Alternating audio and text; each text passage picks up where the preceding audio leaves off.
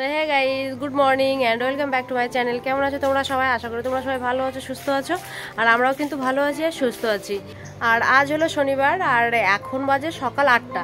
আর 8টা থেকে আমি আমার ভিডিওটা স্টার্ট করে দিলাম। আশা করছি তোমাদের ভালো লাগবে, স্কিপ না করে দেখতে থাকো। আর সকাল সকাল সূর্যি মামা স্মাইল দিয়ে দিয়েছে, দেখো। আর এরকম রোদ উঠলেও না বেশ মনটাও ভালো লাগে কাজ করতে। এই কদিন তো একটু পরিমাণে রোদ ছিল না। চলো তাহলে একটু কাজ করে নিই, তারপর আবার আসছি তোমাদের সামনে। আর এদিকে চলে এলাম বিছানা তুলতে। আর না শীতকাল ভালোই লাগছে না, হয়তো গরম আসলে কিন্তু আমাদের সবারই মনে হয় যে একটু শীত আসলে হয়তো ভালোই হতো, এটা ঠিকই। বাট এই শীত হলে এত এত বিছানা, এই ব্ল্যাঙ্কেট এটা ওটা সব তুলতে আর ভালো লাগে না। ওই জন্য মনে হয় বেশ শীতকালটা গেলেও বাঁচি আর কি। কিন্তু রিসেন্ট আজ 2-3 দিন না একটুও ঠান্ডা পড়ছে না তেমন। মানে যদি আমি ঘরে থাকি, গায়ে যদি কোনো চাদর না দিই, তাও কোনো প্রবলেম হচ্ছে না, অতটা ঠান্ডাও লাগছে না। কিন্তু এখন আবার রোজ প্রায় হাওয়া হচ্ছে, দক্ষিণা বাতাস বইছে তো, আর ওই জন্যই গরমটা লাগছে। তো আমি মাকে বলছি, মা হয়তো আর ঠান্ডাই পড়বে না। তো মা বলছে না না, আবার দেবে, এখনও তো শীতকাল তো যায়নি, এখনও পড়বে ঠান্ডা একটু। আর এই কদিন তো টানা বৃষ্টি হয়েছে 2-3 দিন, আর ওয়েদারটাও এত খারাপ কি বলবো। মানে বিছানায় পা দিতে তো নিজেরই কেমন একটা মানে কি বলবো, একটা অসুবিধা মতো হচ্ছিল আর কি।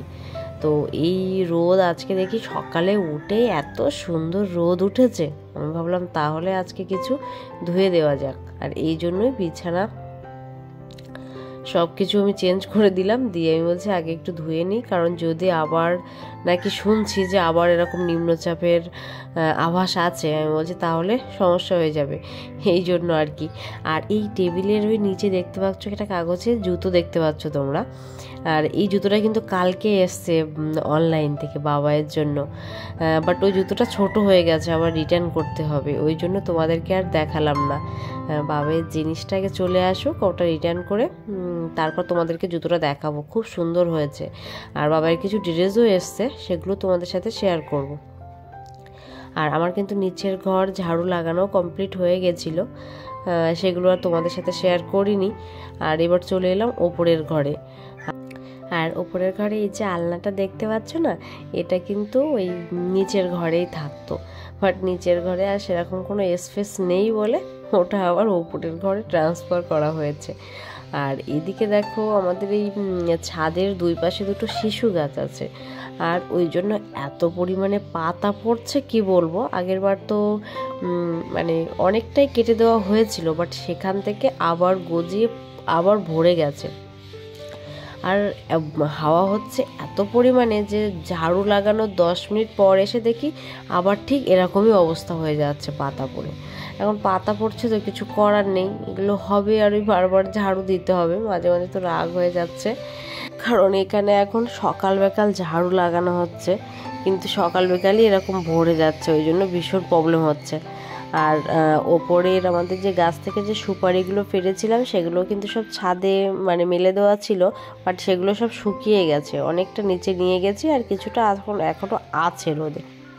আর এই ছাদের চারিদিকে এত গাছপালা তো, কিন্তু হ্যাঁ একদিক থেকে কিন্তু ভালো, মানে হয়তো শীতের সময় একটু প্রবলেম হচ্ছে, ছাদে রোদ অতটা পরিমাণে আসে না, কিন্তু আসে, থাকে, অল্প রোদ থাকে, কিন্তু গরমের সময় বেশ ভালো, ঘরটা ঠান্ডা থাকে আর কি, চারিপাশে গাছপালা। মানে ওই এক সময় ভালো এক সময় খারাপ, এটা তো সব জায়গায় হয়, সব ক্ষেত্রেই এটাই কিন্তু হয়, কিছুটা ভালো কিছুটা মন্দ। আর তারপরে আমি ঝাড়ু লাগাতে এসেছি সিঁড়িতে, আর এই ছাদের এই দরজাটা খোলা থাকে তো, আর হাওয়া হয়, আর এত পরিমাণে পাতা পড়ে, সেই পাতা উড়ে উড়ে সব একদম পুরো সব সিঁড়িতেই ভরে যাচ্ছে, নিচে পর্যন্ত চলে যাচ্ছে। এই জন্য ভাবলাম তাহলে সিঁড়িটাও একটু ঝাড়ু লাগিয়ে নিই। আর নিচে মা করছে রান্না, আর ভাইও পড়তে গেছিলো, পড়ে বাড়ি চলে এসছে, ভাইয়ের সাথে বাবাই করছে খেলা। আর সেই ফাঁকে কিন্তু আমি ঝাড়ু লাগিয়ে নিচ্ছি, কারণ ও যদি আমাকে দেখতে পেতো তাহলে আমাকে ঝাড়ু লাগাতেই দিত না, আমার সাথে সাথে চলে আসতো ওপরে, আর তখন আমার লাগানো হতো না। আর দেখো এদিকে নিচেও চলে এসছে পাতা, এত পরিমাণে ওখানে মানে উড়ে উড়ে আসছে। আর মা ওদিকে নিচে করছে রান্না। তোমাদেরকে বললাম বাড়িতে এসছে পিসিমণিরা, তার কারণ আমার ঠাম্মির শরীরটা একটু খারাপ। সেদিন তোমাদেরকে দেখাচ্ছিলাম না, ঠাম্মির সাথে বাবাই খেলা করছিল, ঠাম্মির শরীরটা একটু খারাপ, ওই জন্য পিসিমণিরা সব এসছে দেখতে। আর ওই জন্য আজকে পিসিমণিরা খাওয়া দাওয়া করবে এখানেই। ওই জন্য মা তাড়াতাড়ি উঠেছে, উঠে সব কিছু রান্নাবান্না করছে, অনেক কিছু রান্না হবে।